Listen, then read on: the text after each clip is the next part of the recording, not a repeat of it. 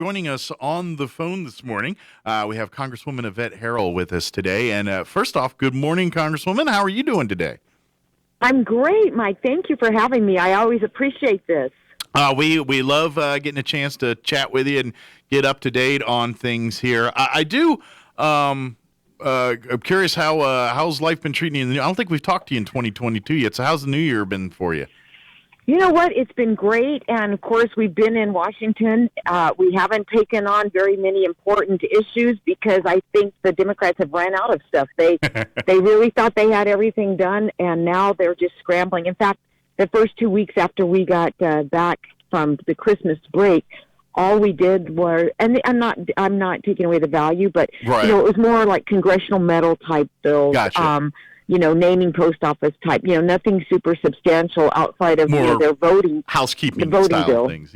More of that. The only big one was the voting, redoing the entire voting structure, actually nationalizing our voting laws. And I had voted against that similar bill back in a year ago, and I voted against it again, because I think the states are the ones who have the authority over how our voting laws are structured, not the federal government. And, of course, this bill that Nancy Pelosi wants would actually nationalize the elections. It would make ballot harvesting legal in every state. It would eliminate all voter ID, even the states that have it, allow 16-year-olds to vote. I mean, it just goes on. And to me, it's like, why don't we run on actual, character and policy positions and values and how we represent, instead of feeling like we've got to tilt the scale, if you will, to ensure that Republicans or conservatives don't win. Yeah. I thought she was going to retire. Wasn't that the plan? And I guess she changed her mind or something. Yeah, I'm glad you brought that up. Yes, last year she had mentioned she'd retire. Well, then just a week ago, or actually this week, she said she was going to go ahead and seek another term. And this is what I predict. If Republicans take the House back in 2022 this year, I believe Nancy Pelosi steps down. I think she'll cite some type of health reason or a plastic surgery gone afoul. Something will happen, and she will step down, because I personally do not see Nancy Pelosi being in the minority if Republicans take the House. Gotcha. Hey, I'm kind of curious. I know you've been back in the state here the last few days, but I'm kind of curious. The announcing of the retirement of the Supreme Court justice there, was that a left field thing for you guys, or did you hear rumblings of this coming? Just out of curiosity. It's kind of we had not. And I've been asked, was this a strategy plan to give, the Biden administration a victory of some sort? That's what I feel like it is. Yeah. I don't know, and it's hard to tell. But what I thought, though, was fascinating and discouraging all at the same time, is I saw the press conference yesterday where President Biden said, the person he chooses is going to have integrity and, be able to represent, interpret the law. And it just sounded all good. And then he followed up with, and it'll be the first black female. Isn't that discrimination? That's 101 discrimination right there.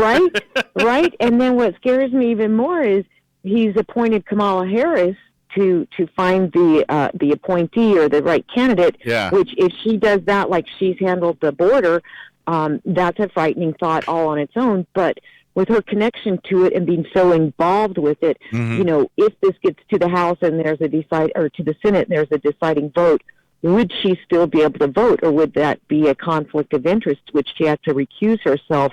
Although I'm just speculating there, and I would imagine they'll have bipartisan support of some sort. But, yeah, it's just very interesting. But timing does seem a little bit interesting. Yeah. So it'll be curious to see. But I believe this is what they'll be talking about for the next, 6 weeks until he appoints that person, and then clearly the Senate will probably take very swift action on it, so. Yeah. But I was just curious that's why I asked that question, because you nailed it. This smells of a strategic move, and right. I'm like, did the justice even know he was going to be retiring last week? You know what I mean? Right. Exactly. That's my question. Yeah. Here, it wouldn't surprise me if he hadn't maybe considered it. Yeah. Given his years of service and his age and all that. But I wonder, like you, did they somehow fast track it along, because let's face it, Democrats are struggling. I mean, we just did a press conference on January 20th with Leader McCarthy, Steve Scalias, Elise Stefanik, and a handful of members. And, we were, kind of reviewing the last year of this first year in office. And, I said, look, they've taken us on a road trip, he and Nancy Pelosi, President and Pelosi, down to the 1970s with the cost of gas, food, fuel, everything. I said, nobody's having a good time here. And all of the policies they've come up with, all the executive orders, everything they've touched has absolutely failed the American people. So they don't have a lot to hang their hats on. And I think this push for now, this opportunity to bring a progressive to the Supreme Court is something they'll absolutely want to hang their hat on. Absolutely. And so it's going to be an interesting fight over the next couple months, and stay tuned is probably the best advice we can give folks right now. Right. Yeah. We'll know by the end of February, it sounds like, who they're going to try to put in the place of this retiring judge. But it'll be interesting. Here's the sad thing, though, Mike. That's what's going to, go all over the airwaves. That's what everybody's going to be talking about. Mm-hmm. But they're not going to be talking about, our kids are still not getting a good education. Crime is on the rise everywhere because of this soft on crime policy and this bail reform that all these states have locked into, open border. We're still not energy independent because we gave that away to the Russians under this administration. I mean, they're just things that are touching people's lives every day. And they want answers. They want solutions. They want a different policy set forth that will actually help them build up their business and receive the prosperity that they deserve. But that's not what they're getting out of this administration and out of this Congress, quite frankly. Yeah. Just real quick, and because I do want to talk redistricting a little bit with you, but I do want to, since we're kind of capping it off here, last week President Biden, kind of did his, or a week before, whatever, the state, his little press conference where he did the question answer for a couple hours and all that. What were some of your thoughts out of that? Just curious. What was there any red flags? Anything that after you witnessed that, was there anything that you either support or concerned about? I concern myself with the global position we have with a weak leader. I concern myself with him being so hell-bent on damaging America as we know it, that he will not put back into place the policies that we know worked on the border, Title 42. And they say on the news, they're utilizing Title 42. That's the policy that Trump had, that they would do a quick process on the border and then push people back into Canada or Mexico.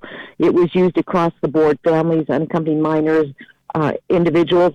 They've only used it on about 300 people so far this year.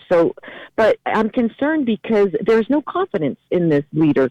He doesn't even seem like he's confident in issues. And I think that's what's concerning to the American people, the lack of confidence and the unwillingness to look to see. I mean, look at what Greg Abbott did yesterday. He had that press conference with the attorney generals and different law enforcement from around the state and the country. And he just said, look, this president has no regard for people who are being killed, who are dying, losing their lives because of this open border policy. And it's as if they just move on to the next thing. And I tell you, if you just turn around and look back over the last 12 months, the chaos, the destruction in business opportunities, in everything that touches our lives is a disaster. And they just keep moving forward as if there's been nothing wrong with it, and everybody can see it. Well, even the videos that were some were coming out yesterday, I think, like the secret videos of some of these, moving immigrants under the veil of night on airplanes. I mean, that all reeks of shadiness. You know what I mean? And it is shady. Yeah. And it is shady, and American people ought to be getting angry because we're spending billions of dollars on all this resettlement, moving these illegals. Remember, these people are breaking the law to get here. And just like the police officer in Houston that was shot down and murdered last weekend, he was killed by an illegal alien who had been already arrested, had a rap sheet a mile long, had no bail set because of this soft on crime attitude that somehow these judges and these states think is a good idea. And I mean, there's no reason for that. And Americans, they don't need, New Mexicans and Americans, they don't need politicians saying, hey, we're in a crisis mode, cost of gas is up, cost of utilities and groceries and supply chain and work shortage.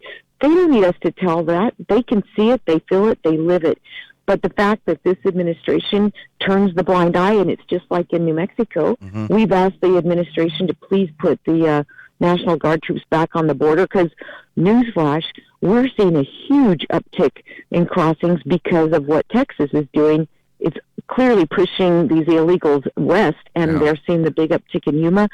But in Santa Teresa, in Sunland Park, across the Johnson's Ranch, big uptick. And in fact, Border Patrol, the U.S. Attorney, law enforcement, those folks have all reached out to us right here in District 2 to have meetings with them in the next couple of weeks, because they are seeing an onslaught of people. They know that equals crime, drugs. They're having trouble, and they're feeling it in a bad way. But this could all be eliminated if the administration would replace the policies that actually worked for the last 4 years. Right. We don't have you but for another 2-3 minutes here, so I want to change gears because I definitely want to get your opinion on this. Obviously, with the state of New Mexico and redistricting that's been going on, a very controversial subject here as they really adopted a extreme change in our congressional districts in the state of New Mexico. Obviously, with your district, that got broken up quite a bit. If I think, and I'm just doing off the top of my head, but if this goes through the way it goes through, I think your representation of Chavez County is pretty much the boot heel. That's about it. Just first off, your thoughts on this redistricting. I don't want to put thoughts in your head, but what is your opinion so far of this, and what do you see happening here in the coming months with this? Yeah. Well, first off, I'm so disappointed, but yet not surprised, because Brian Egoff, our speaker, went out the day after we won and said that he would take me out of office through redistricting. I felt a little hopeful when they set up the Redistricting Commission, which was a step that I had not seen in my time in the legislature and after. And I thought, well, this might be a great idea, except there was language in the bill that said that they would consider the maps submitted by the Redistricting Commission, or they could come up with their own. So that's clearly what happened. And what a disenfranchise and a disservice to not only those who sat on the commission, but to all the people that went and put in their 2 cents, made the effort to really have their voices heard. The commission submitted, I think, 3 maps. And, during the process, Brian Egoff himself submitted the People's Map, which was a horrible map, a lot of pushback there. And then they get to the special session and come out of left field with a map that's absolutely crazy. And here's what I'm more disgusted about. I've never looked for a free ride. I mean, I've worked very hard for this seat, and I've worked very hard for the people of New Mexico in this seat.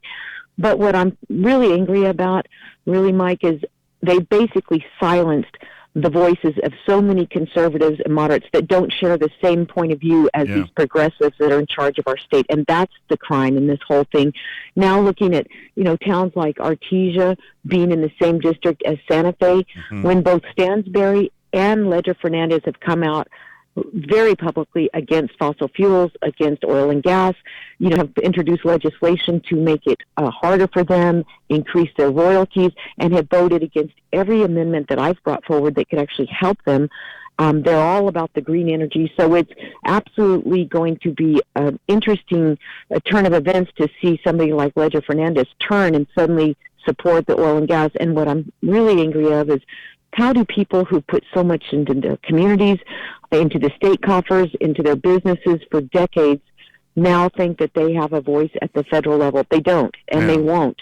And that's what's disappointing to me. Assuming all this goes through and lawsuits and things don't happen, and this is the map we're going to be dealing with for the next 10 years. 10 years. What is that going to what impact for you? Assuming you run and then you stay reelected in the second congressional district, but is that going to, in essence, kind of? I know you represent your district, but in a sense, you represent all of New Mexico in Congress at the same time. Right. Does that kind of change where now you're going to, in essence, come to places like Roswell and do campaigning and working for these folks, even though technically they're not really in your district anymore, but the values that you represent what many of the people of Roswell want? I mean, is it going to turn into something like that, or is it going to really force liberals to be more moderate at some. I mean, I don't know. I'm like, because you look at Roswell, and I think we're going to be lumped in with Albuquerque, so that washes our opinion out right there. Absolutely.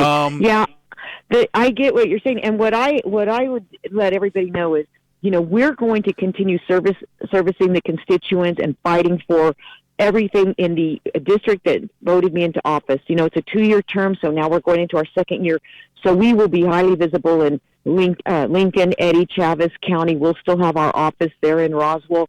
When it, on the other side of that, when it comes to campaigning, if the map as it is right now, the new one that the governor just signed, if that stays in play, campaign-wise, we'll certainly start moving and getting acquainted with the South Valley and certainly the west side of Albuquerque. And I've already been up in that area, meeting with different people, getting a feel for what their concerns are, what their issues are, kind of the nuances of that part of the district, if this is the map that stays in play. Sure. But for this year, we're going to continue to serve the second congressional that voted me into office, and we'll always be a voice for oil and gas and for ag operations and for the forest restoration and all these natural resources that are so important to New Mexico, and certainly the second congressional in New Mexico. So we'll be that voice. Now, the lawsuit was filed a week ago today, or a week ago yesterday, in the fifth district, which is state court down in Lee County. I wish I had an update for you right now, but I don't. But it's been filed. We did not ask for the filing date for us as candidates. We file our candidacy, our declaration of candidacy on Tuesday, the 1st. Okay. We didn't ask for that to be pushed back, and we did not ask for the primary to be pushed back because time really is of the essence. Gotcha. And I'm just, I just keep praying about it. Regardless, Mike, I'm always the one who puts people over politics. So we'll work hard, regardless what the new district looks like. But the shame here is, I'm up for the fight and the challenge, and we'll work hard to win this seat and hold it again. But it's the people in Roswell, in, Artesia, in parts of Hobbs or Lee County, just that have been so chopped up, and they can know. They don't even have to wonder. They know they will not have a voice in Washington, and that's the shame of it all. Well, I know you got to go. I'm sure your folks are telling you, but I will tell you this: we appreciate the service you do, and just if it changes where technically you're not our representative anymore, we would love to keep you on regularly, talking to us, keeping us up to date.